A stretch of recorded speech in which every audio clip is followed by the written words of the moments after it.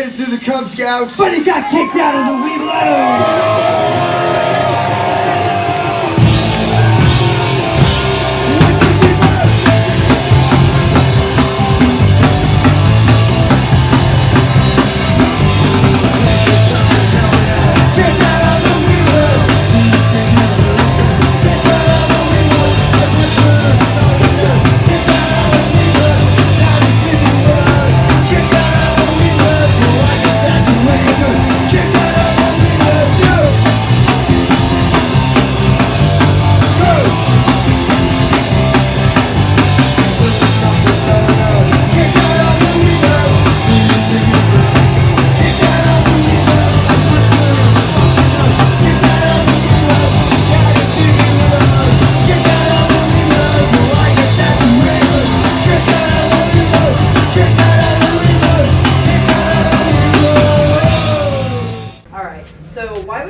Chosen for this tour? I don't know. They kind of set it up, MTX, okay. And so we did Florida over here. Okay. So they did it. I mean, I'm glad we did because Texas is one place. We've been out here. We were out here with the Dickies recently, and so we could even play every few months, it seems, over here. Yeah, we've been at most of the shows.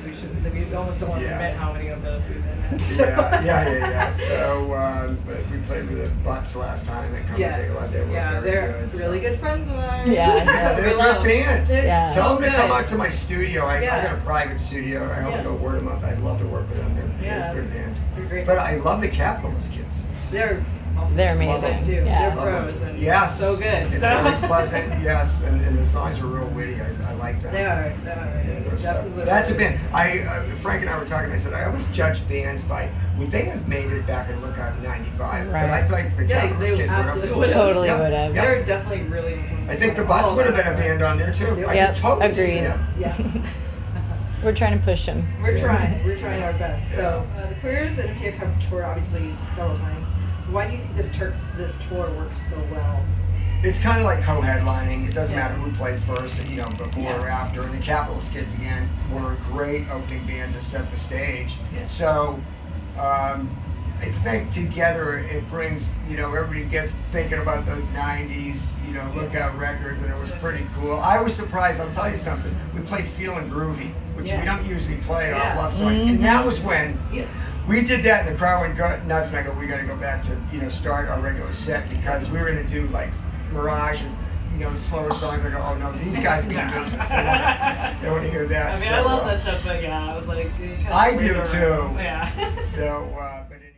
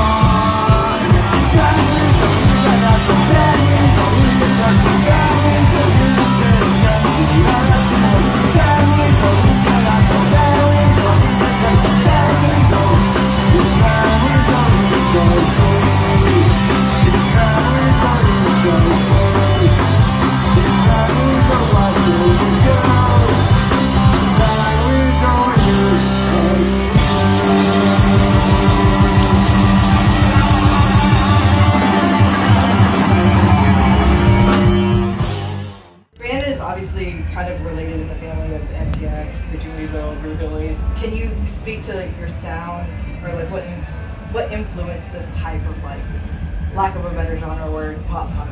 Well, we were a band off and on. We never toured or anything before we signed to Lookout, and so I had songs like Love, Love, Love, Deborah Jean. Our Grow Up album was stuff we had done before. That's what we played around Boston. So it was kind of a natural progression to do that bubblegum pop. And I was always into that catchy bubblegum pop. Yeah.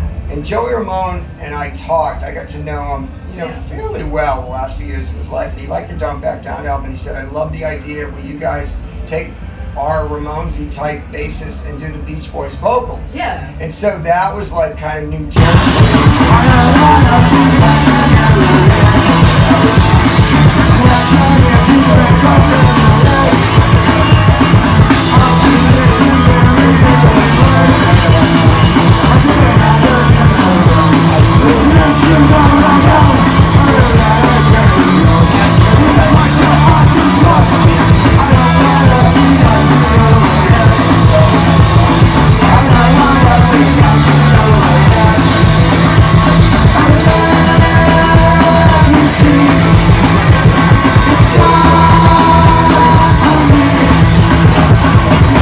6. Yeah. But we got that from the Ramones. Our set, we try to do it like we got it from the Ramones and from Dick Dale, believe it or not. Dusty Watson drummed with him. Dusty's with, I don't know who he's with now, haven't played with every. But we opened up for Dick Dale back when we could have sold out La Luna in Portland, Oregon. Yeah. But Dick had the room, so I said, I will open up for Dick. And that was the best time I ever saw him, because we could have headlined, and it was nuts. And he came out there and just blew us off. But anyway, Dusty, it was great playing with, musicians of that. But anyway, those guys, I asked Dusty, I said, the first time, and I watched him on the stage, and I said, my God, they have got to be right on with Dick. I said, you guys have a set list? And he said, no. And he said, some nights Dick will do Smoke on the Water and Jumpin' Jack Flash, and they'll do next, he'll jump around, and we just have to follow. And I go, I like that. And so I told Dusty, so that's where we get playing with no set list. It makes it more exciting because you can feel the crowd out. Like, we have songs like, say, Mirage off, Beat Off. That song, if you put it in the set, won't work 90% of the time. It's okay, but you'll get goosebumps if you call it out in the right spot in the set. So that's what I like to do. Janelle's another one. Won't work all the time. They're okay, but in the right spot, it's like, oh.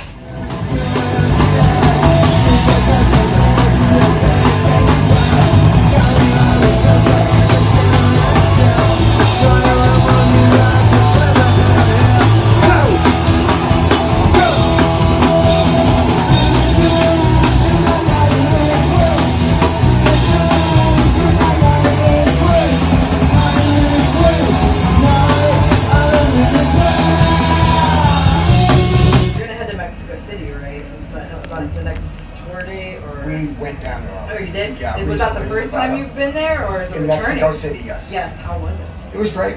Yeah. I mean, the kids were so appreciative. Everyone's like, Joe, you're my hero. And they knew all the words, and it wasn't, it was maybe 150 kids. Okay. We played Monterey last year. Okay. And that was more kids. It was 350, 400. But it was great. They knew all the stuff, and we just played up in Russia for the second time at the end of this last year, tour this year. And the kids, they're so appreciative. They show up, my God, the queers are here, and they knew every word. All of us, they get it. They were just, it was amazing. And you'd pay $1,000 a piece to go up there. I mean, we made a little money, but it was just so incredible. It's just a different fan base, and it's just really interesting to me. And they're so appreciative because they don't get all the good bands in Austin. You get jaded. We all do. I'm in Atlanta, But it was just so incredible. And St. Pete, and then we went to Finland for the first time to Helsinki, and then this place called Tampere. 600 people there, and Helsinki sold out like 400. And we're like, oh man, this is unreal. We never even been here. Yeah. So when the audience is really appreciative, you're like, I'm coming back. Yeah, it's just, it makes it so fun, but you're like, oh God, I paid to do this, So that was exciting. But Mexico was like that. Yeah, the kids were really nice. I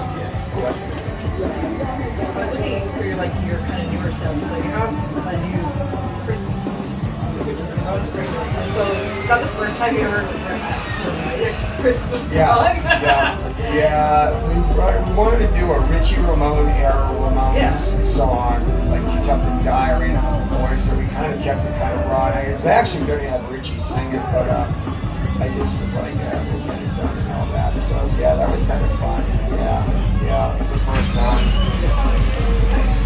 for Christmas song anyway. Yeah, I was like, it's kind of a kitchen thing, but it works on some level. We were gonna do, and we're Happy Family at the end of the high voice. I love that. That was the one thing I wanted to add in at the end of that, and then we might redo it, I don't know. But it was pretty, it was fun. I'll be honest with you, I wanted to have like a Beach Boys.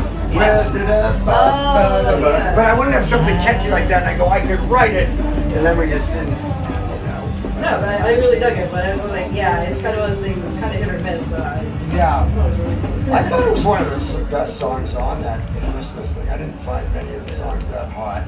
Yeah, but it's actually really hard to find Christmas albums that are not painful. So I was like, at least that one. That's a good point. Yeah, I was like, that one was actually at least enjoyable. So I was like, sweet. I like it. Well, we were like, let's do it, Yeah. So another fan question I have is, why is Felix the Cat your mascot?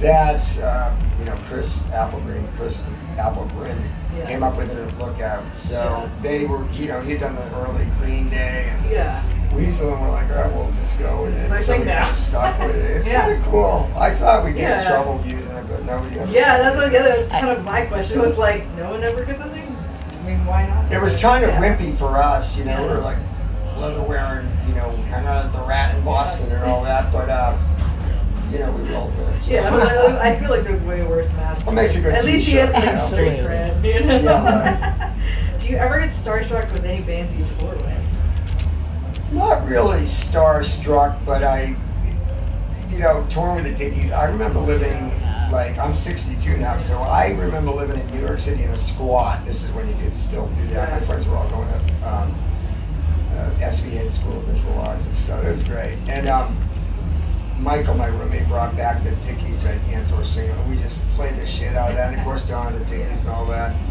And I was just like, it's so great. I go, God, I never thought I'd be friends with the Dickies. Jeez, we're really good friends with all of them. And, you know, I think playing music, that's the fun thing. I buy a lot of stuff, guitar parts, I make up guitar and stuff. And I'm this really cool guy. This afternoon, I bought a few old Fender Strat pickup. You know, as I get older, it's like the people you get to meet. You're doing a job where you get to make new friends every tour, and good friends too. You know, we're all kind of on the same wavelength. And it's just like, you know, how I met my wife and Dr. Frank and Ben Weasel.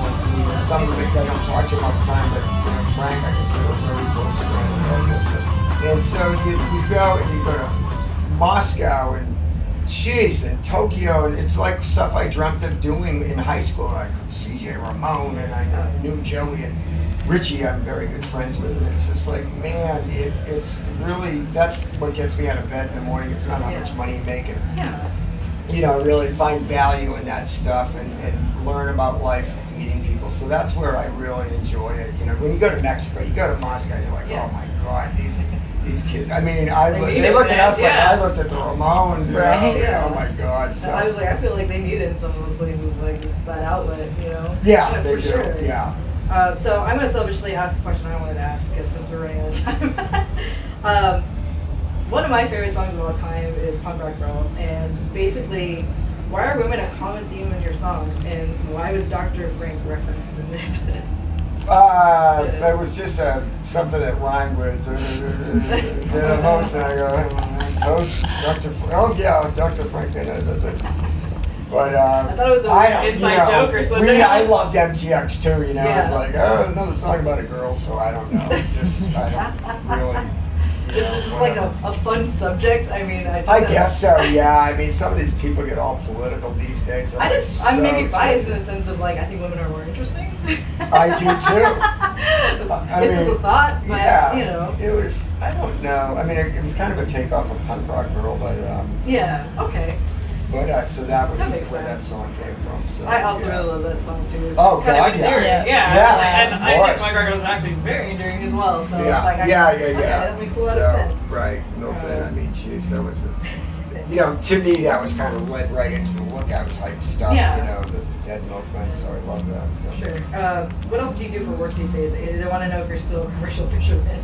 No, because I live in Atlanta. My brother Okay. still fishes, but that's the one thing I miss about living in Atlanta. But no, I mean, we're too big. We do 100 shows a year. Yeah, I was like, 120 you guys shows a tour year. constantly. And I was like, I And kind of feel like I knew the answer to that. We but, yeah. make a living off it. Alex has 3 kids, the drummer Hoglog, and Cheeto, he's getting married, Ginger's married, and you know, we got our house paid for. You know, I'm really blessed, and so no, I don't do anything else. So yeah, I mean, I got my studio, and it's all music all the time. I build guitars, and so I don't know. Maybe I'll do something later. I've been saying that for 20 years. So. Same. I was like, I'm gonna do something else. When we started, I was Larry Livermore called me, and I owned a restaurant. I was flipping burgers literally, and he called on a Friday night. Hey, you want to do an album? And here I am, 20 some odd years later. That's crazy. So ever since I sold the restaurant, I always thought I was going to buy another one, but I never did. So no, we play so much. Hey, but we're like, you know what? I thought it was going to end, and I don't think it'll end until we want to end. You know, it's a good scene, big or small. This is what I dreamt of doing. It's like I don't care about being as big as Green Day. I feel unluckier in some ways, you know. So I think if you get that big, a lot of phonies around you. You know, keep it real. Talk to people.